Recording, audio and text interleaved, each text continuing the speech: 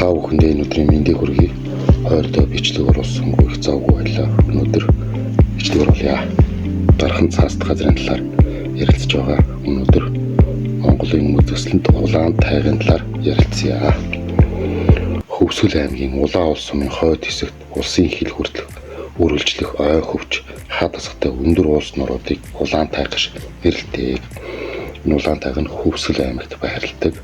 Улсын хилийн дагуу тийм сунсан үзэсгэлэнтэй газар байдаг. Улаан тайгын бүс нутаг нь Хөвсгөл нуурын баруун хэсгийн хөвч тайгын экосистемийн гол төлөөлөл эртний мөслөхийн том төвүүдийн нэг цэвэр усны томоохон нөөц буюу өндөр уулын экосистемийн зүй тогтол, ховсол өөрчлөлт, харилцан уялдаа холбоог судлах, мөн устгын ирмэгт ирсэн ховор ба ховорцсон ан, амьтан, урмлын цөөрчүү шалтгааныг тогтоох тэдгээрийн тархалт өсөлт үржлийн нөхцөлийг хамгаалах зорилгоор 2003 онд улсын хурлын 30 дахь тогтоолоор байгалийн цогцлборт газар ангиллалаар улсын тусгай хамгаалтанд авсан. Улмаар 2011 онд улсын хурлын 18 дахь тогтоолын дагуу тус байгалийн цогцлборт газар нутгийг өргөтгөөд хамгаалтын зэрэглэлийг нь ахиулан 434,900 га газрыг дархан цааст газар ангилалд оруулан тусгай хамгаалтанд авсан байдаг. 2011 онд улаан тайгыг дархлан хамгаалсан байх нэ.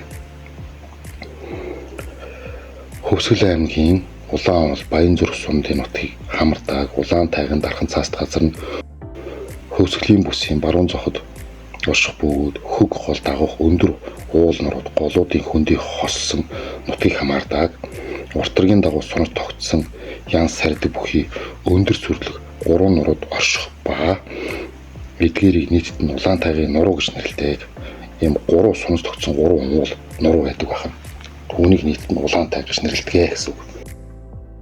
Улаан тайгын нурууны уулын систем дунд тайгас, доод тайгас, бэлчис уул, ногоон тайга, онголог, лам тайга зэрэг далайн түвшнээс дээш 2400-аас 3300 м өргөгдсөн өндөр уулс оршино. Тухайлбал лам тайга нь далайн түвшнээс дээш 2659 м өндөр, улаан тайга нь далайн түвшнээс дээш 3059 м өндөр. Бошдог тайга нь болохоор далайн түвшнээс дээш 3900 м, дээд тайга нь 3222 м гэх мэт өндөртэй байдаг. Хөвсгөлийн мужийн баруун хэсгийн эртний мөслөхүүдийн цөмийн нэг төдийгүй дэлхийн цэвэр усны нөөцийг агуулсан Йенс нэмрэн, Сэлэн мөрөн байгаль нуурын усны их болов болдог онцлогтой газар аа.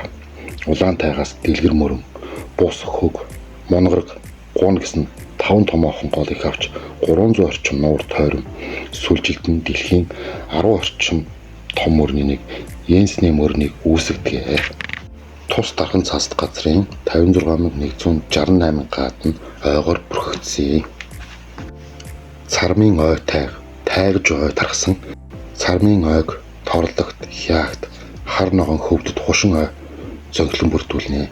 Эдгээр ой нь далайн түвшнээс дээш 1900-аас 2100 м-ийн өндөрт тайгын цэвдэгт хүлэрхэг ялзмаг хөрсөнд ургадаг.